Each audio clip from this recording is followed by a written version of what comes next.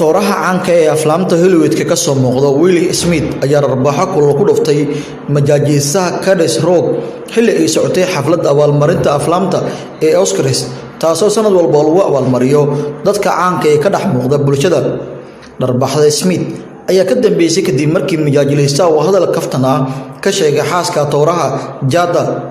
Will Smith ayaa markii ay dhagihiisa ku soo dhaceen hadallada xiriiryaha waxa uu si toos u abaaray xiriiryaha isagoo darbaaxay qabadsiiyay taasoo lama filaan ku noqotay ka soo qaybgalayaasha xafladda ayadoo si leef hawada loogu daawanayay waxayna abuurtay hadalhayn weyn isla markaana waxay noqotay mid si weyn baraha bulshada loogu hadlayo. Majaajiistahan oo hadaadiyaha xafladda ayaa ku kaftamayay madaxa xiran ee xaaska Will Smith isagoo balse si dadban u sheegay arintaasi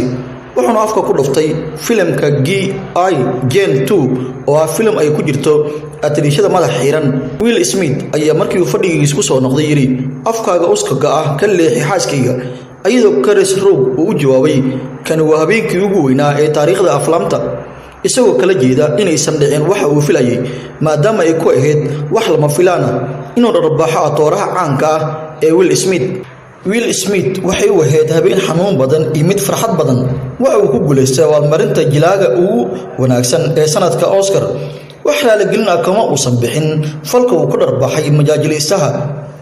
Dadka ugu caansan Hollywood-ka iyo baraha bulshada ayaa si weyn u hadlaya falcelinta la yaabka leh uu sameeyay Will Smith ayadoo dadka qaar ay ku tilmaameen ficilka uu sameeyay mid geesinimo leh maadaama uu badbaadiyay sharafta iyo sumcadda xaaskiisa.